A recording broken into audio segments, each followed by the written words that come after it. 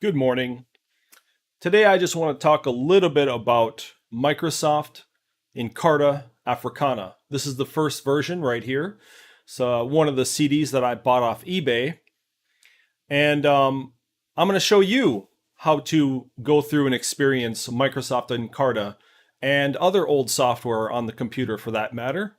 But first I just want to talk a little bit about Microsoft Encarta Africana. And this guy right here is one of the people that helped bring it to fruition. His name is Dr. Henry Louis Gates Jr. And this is him, I think, at Harvard, just giving a little talk on the birth of Microsoft Encarta Africana and how he got it. Microsoft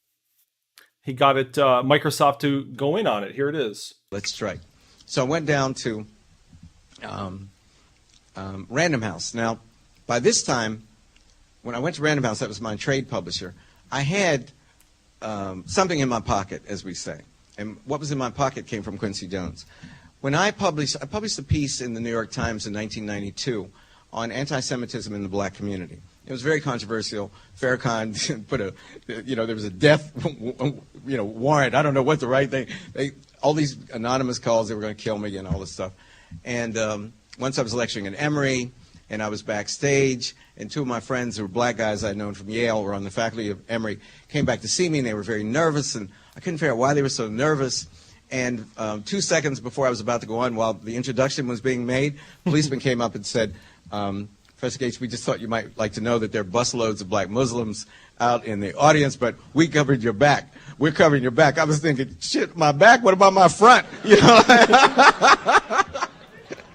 Oh man, I love that shit. So I just want to, I think it's kind of funny that he talks about that shit. So I put a link in the description of how to go get the emulator and how to get it running, and well, maybe not how to get running, but I at least gave you the links to all the software you need to download it. But more importantly, I wanted to show you that this is on Microsoft Developer. This is an official YouTube channel. They have a video there from a couple years ago called Remembering Microsoft Encarta. And it's the actual developers, which I've never seen before. Never seen actual developers talking about it. And here's one of the things that made me go buy Microsoft Encarta from the store or from eBay and make sure that it's available to everybody. And here's what he says. My favorite's definitely the timelines we did in Encarta Africana. Mm-hmm. Right. I think those were some of the most beautiful things I've ever worked on in my career, and I've worked on a lot of things, and those were just so visually beautiful and strikingly well done. So I never even heard of Microsoft Encarta Africana up to this point, and he said just now that it's one of the greatest things he's ever worked on in his career, the timeline in Microsoft Encarta Africana. So that made me go, like I said, I was intrigued and I wanted to go see what he was talking about, because to speak about something like being the highlight of your career, yeah, that's generally something I'd be interested in. Like, what did this guy do? So of course I went and I bought Microsoft Encarta Africana from eBay, and I ended up uploading it to archive.org right here, which you could go download right now for free. You can go download the CD that I bought on eBay. So I did that for the first edition, which came out in 1999, the second edition that came out in the year 2000, and the third and final edition, which came out in, I think, 2001 or 2002. But that's the third edition right there. I'm not sure what changed between the three versions. I guess if you want to go download them and find out yourself, you can do that. But I wanted to go check out these timelines he was talking about. I wanted to check out the software. So I kind of want to do that right now. Let's go do it. Do I have it open? Looks like I do have it open. So I've got Microsoft Windows XP open right now. And I'm going to load up the first edition of Microsoft Encarta Africana. And I'm going to first, I think, play the videos. And then I'm going to go to the timeline. But I want to play the videos.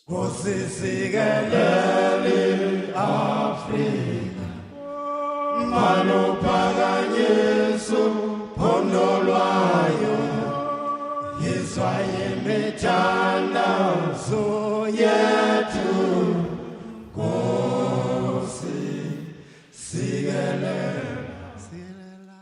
Oh man, I just love the presentation of this.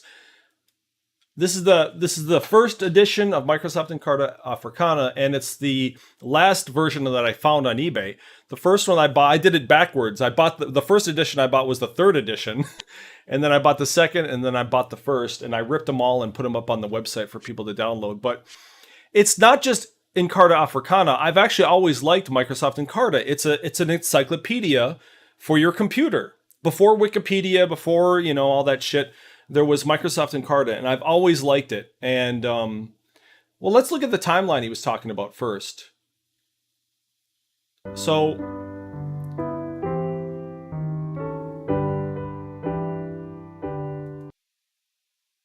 yeah, man, this is awesome stuff.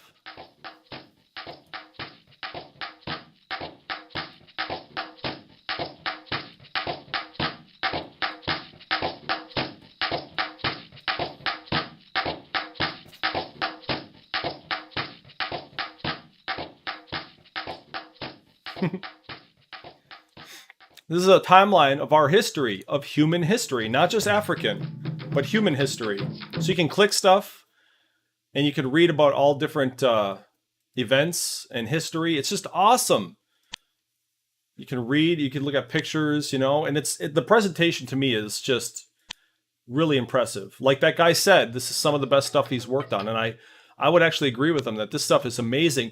The sad part of it for me is that not many people experience this. Not many people, I don't think, went through and purchased this and experienced it as it was supposed to be experienced.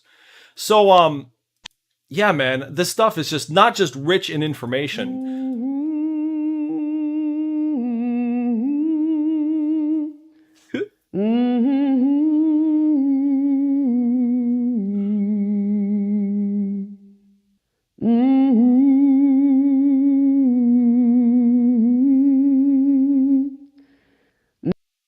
That's awesome, dude.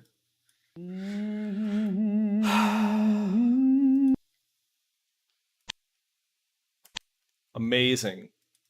There's a lot more in here than just pictures and presentation. I'm going to play the few videos that are in here. I don't even actually think that I saw them all. So I'm going to play the videos, and then I might have something to say after they're done. But yeah, this is really cool. You got the introduction video. Here it comes.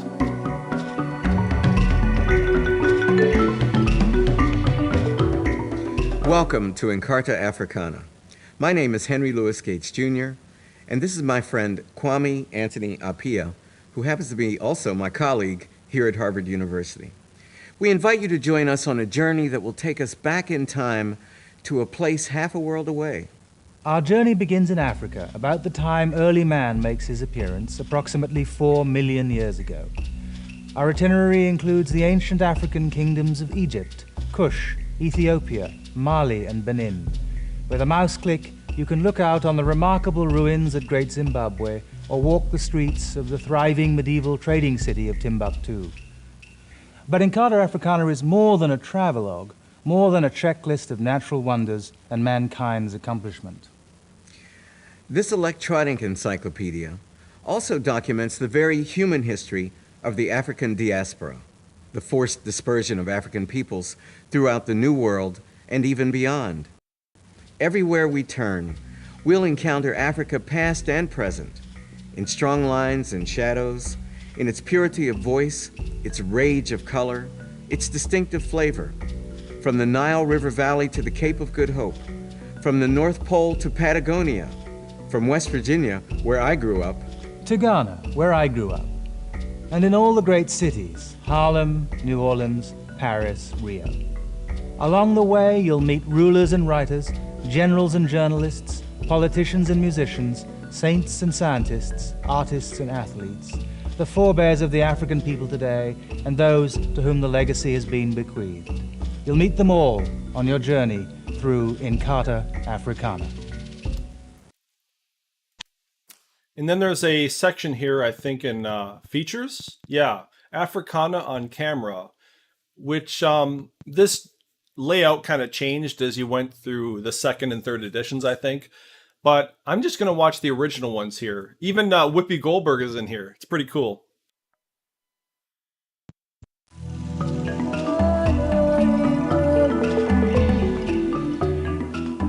The word diaspora comes from a Greek word which means to scatter or to spread about. If you think of dandelion seeds dispersed by a gust of wind, you will have the idea. The African diaspora refers specifically to the forced scattering of Africans all over the world by the slave trade, but specifically those scattered into the Americas. Over a period of 4 centuries, between 12 and 13 million Africans were enslaved and transported across the Atlantic Ocean. Some 10.5 million survived the crossing to the New World. Now, it must be said that is a very small estimate. According to many people, millions and millions more were enslaved and brought here. But African diaspora also refers to more than the forced migration of Africans to the Americas.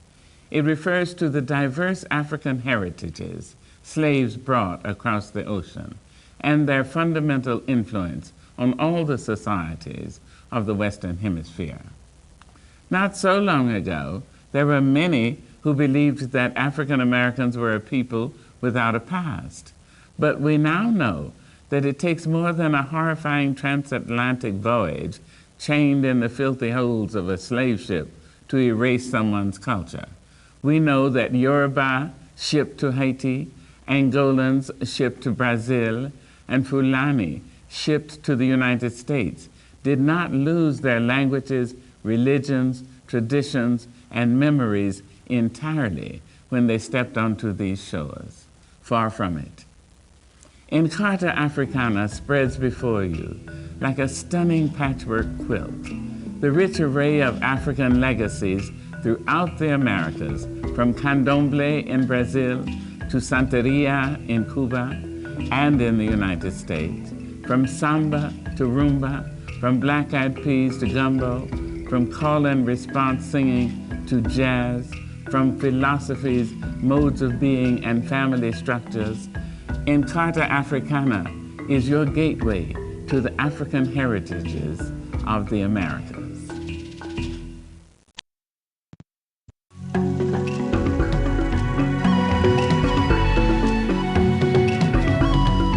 Africa is an ancient continent. It has a proud and rich history. It is the cradle of humankind. More than 4 million years ago, our common ancestor emerged in East Africa in the area of present-day Kenya. But Africa's past holds many more treasures than just the origins of our species. In Encarta Africana, you will encounter names such as Aksum, Geni, Timbuktu, Great Zimbabwe, Benin, and Asante. These names may not be familiar to all of you, but they are just a few of the legendary cities and kingdoms that have flourished in Africa over the centuries. Not only an ancient continent, Africa is also a vast land endowed with unique human and natural resources. Despite these riches, modern Africa has experienced too much poverty, too many conflicts.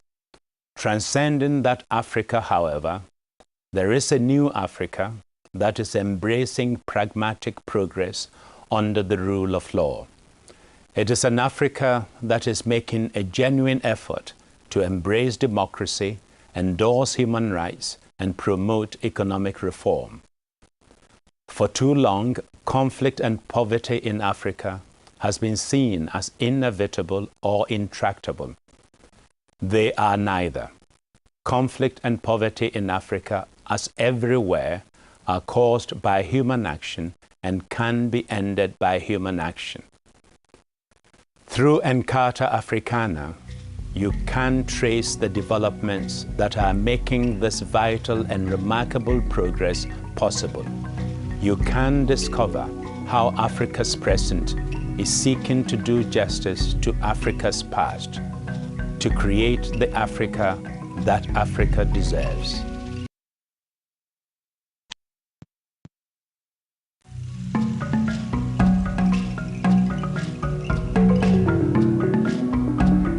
In 1909, the preeminent African-American scholar, W.E.B. Du Bois, advanced the idea of an Encyclopedia Africana, a comprehensive and authoritative compilation of knowledge about Africa, about its people, and about the history of their displacement to the New World.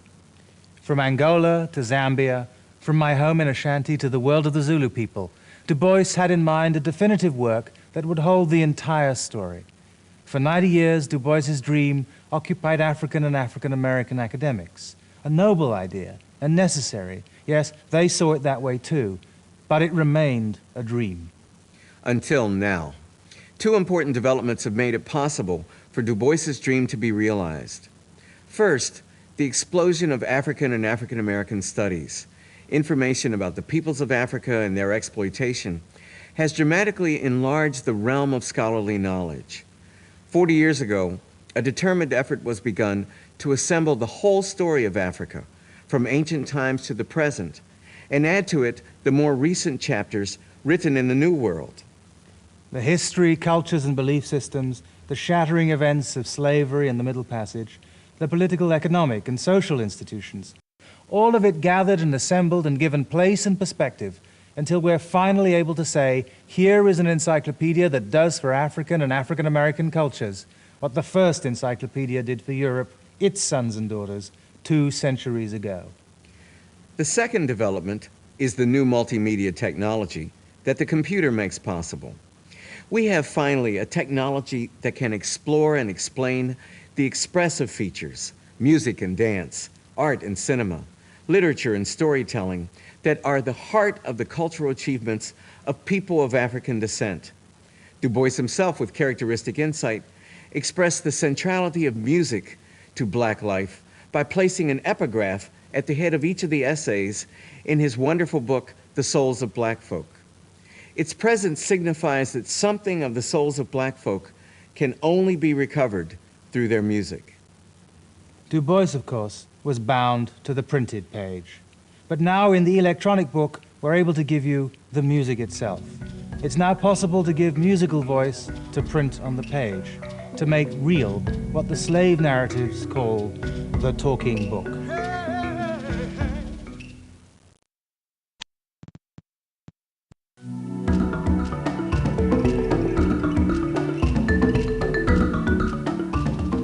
Have you noticed that folks seem to be talking about race a lot these days? I mean, the president has a commission on race. Its job is to encourage a national conversation on the subject. And you've probably heard or read about some recent Supreme Court decisions that focus on race. Now, the court ruled that race cannot be a factor in determining college admissions or in defining voting districts. People discuss race on television and in classrooms, and all this talk leads me to ask one pretty basic question. What exactly is race? Now, this may sound a little strange, but it turns out race is an idea. That's right, an idea. Race is a way of dividing people into categories on the basis of superficial physical traits such as skin color or hair texture or facial features. Now, about 150 years ago, some people, including scientists, believed there was a direct correlation between physical characteristics of a race and the mental and moral abilities of each race. And what was worse was that people came to believe that some races were superior to others, which contributed to the notion that superior races should dominate inferior races who were thought to be closer to animals than humans. Now, today, most scientists agree that racial classifications like Negro or Caucasian or Mongolian have absolutely no importance for biological purposes. In other words, it is impossible to tell how smart or moral a person will be based on the color of their skin or the shape of their nose. But we all know that even if race has no biological reality, the idea of race has had and continues to have a very real effect on all our lives. And that's the reason Encarta Africana offers you many ways to approach the question, what is race?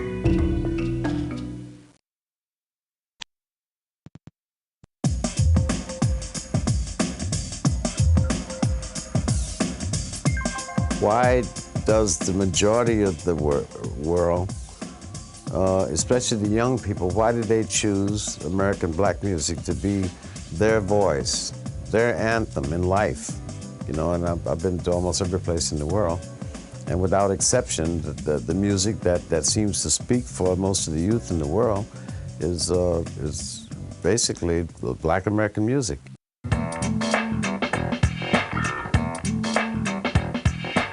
Probably because it comes from the deepest part of the human soul.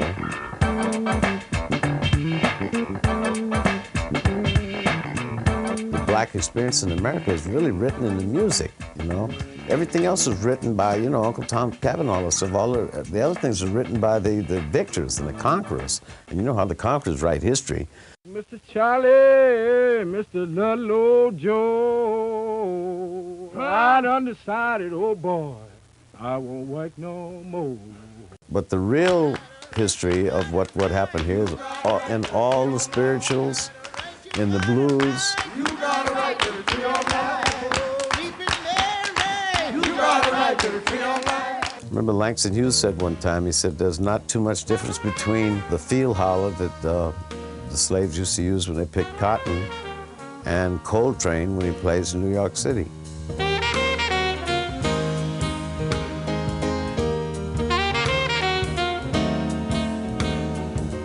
Most black music in general, it belongs to the whole race. Everybody, it really does, because everybody's voice is involved in it.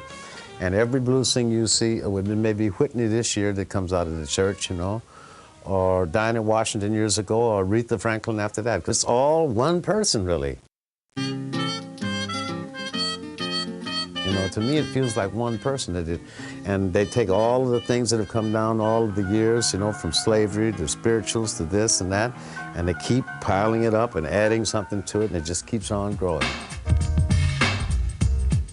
And that's why it's so important for young people to go back and define where you're coming from, because if you don't know where you're coming from, it's hard to know where you're going, you know.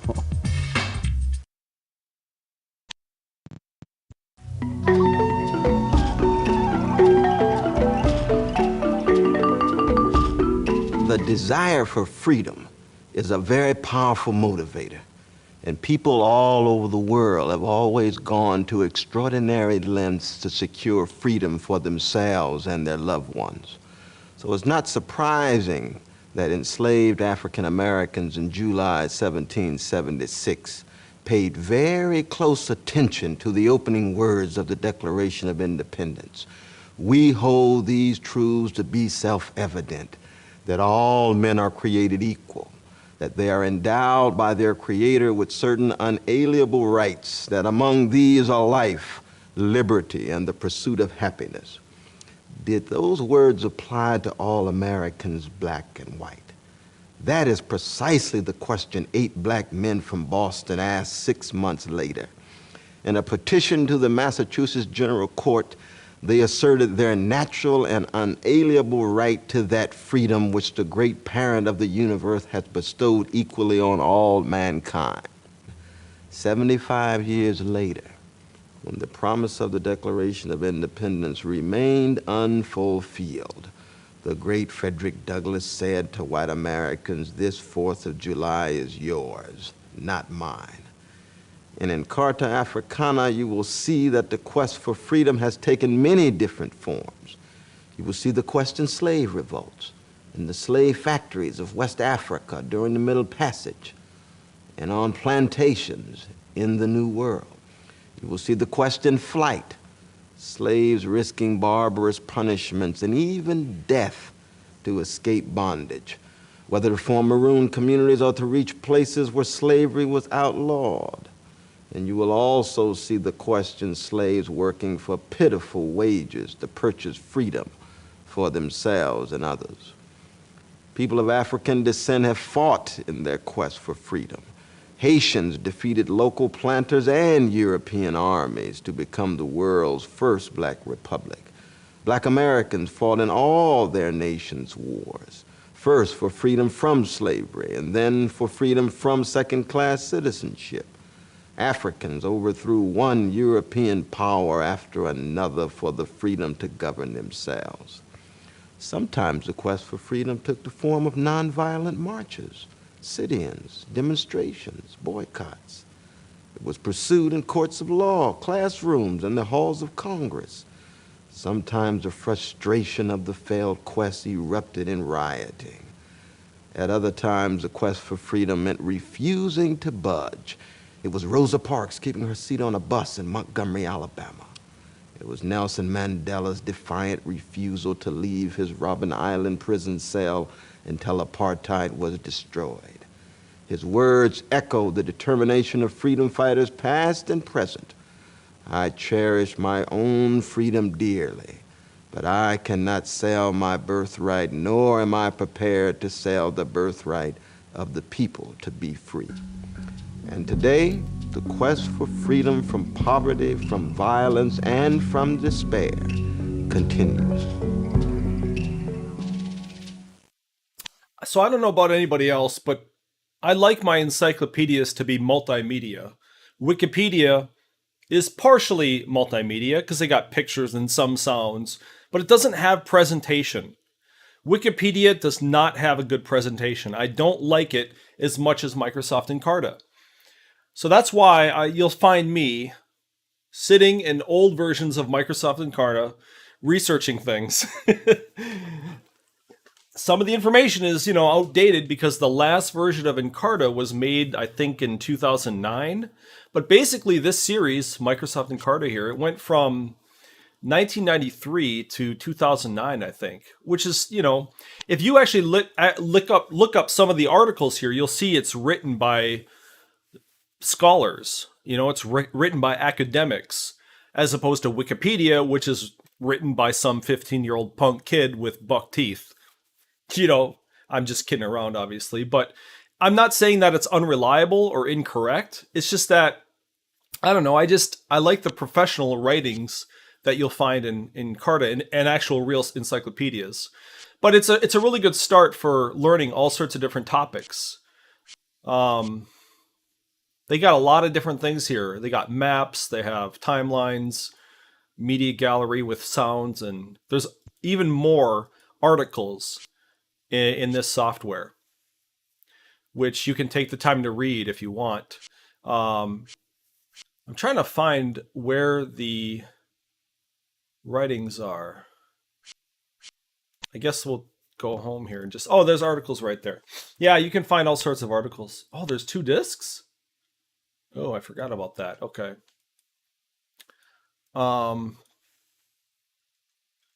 Yeah, there's just so much stuff here. And what I like related articles too. That part that I just clicked on the upper right here. When you go to related articles, there's, it jumps to another section of the software where you can read and look, and it's just fantastic, dude. So, if you have any questions on how to get this running, you can ask in the comments, or you can find out online. You're going to need some software like Virtualbox to get it rolling, because this is what I'm using right here to load up Windows XP. Then you load up the ISO or the disks of the software you're going to run and install it. It's pretty great. I'm just going to go to music really quick. I'm kind of curious about the music. Multimedia, sounds. Oh, you know what? I think it might be...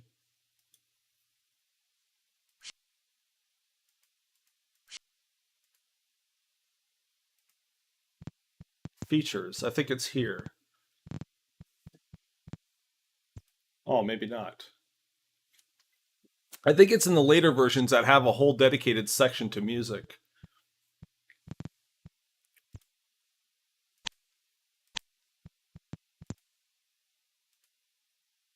Yeah, this is the older version, so I don't think they really have it fleshed out as they did later on.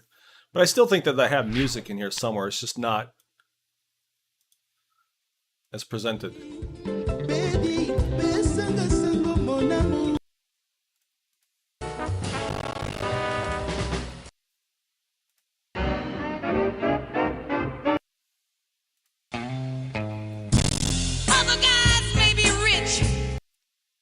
You know, from a child up, I always, at first, I wanted to be. Well, he said he'd be a doctor, he'd heal the rich and poor. Said he'd be a healer, he'd heal the meek. You don't knock, you just. I want to be.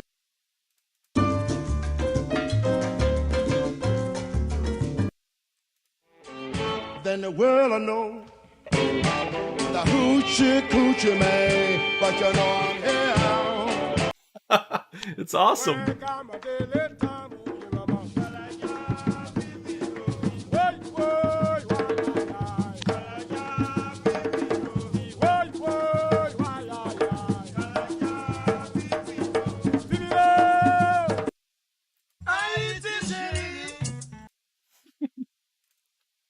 He took on all comers, he fought them clean.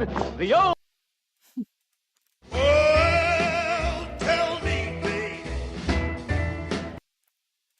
Rock steady, steady rock easy. When first I heard rock steady. Well, actually,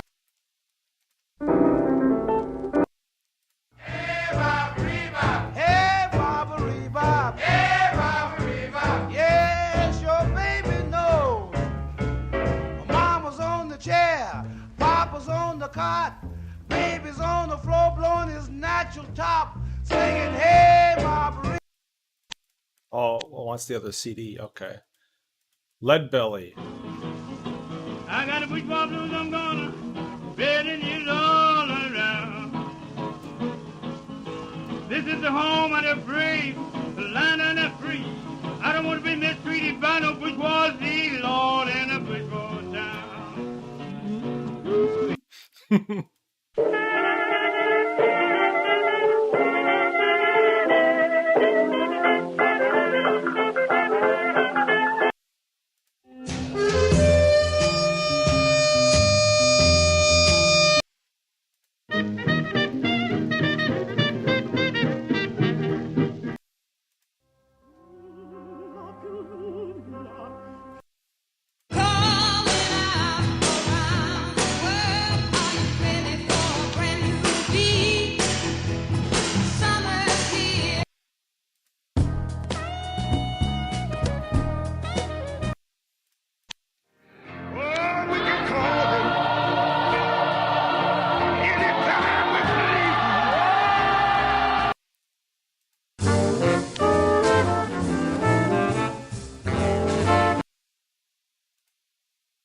And then I got into Memphis, and some began to say the threats, or talk about the threats that were out,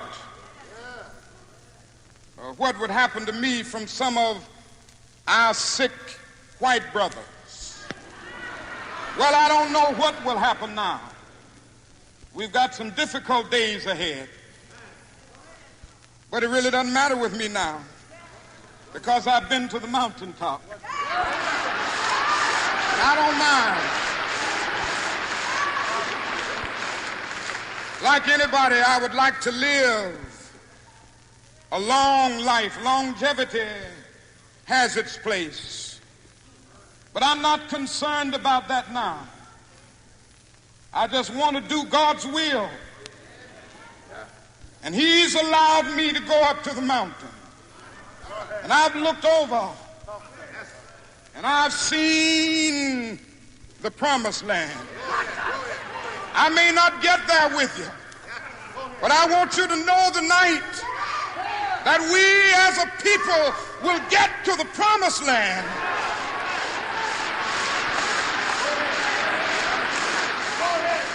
So I'm happy tonight. I'm not worried about anything. I'm not fearing any man. Mine eyes have seen the glory of the coming of the Lord.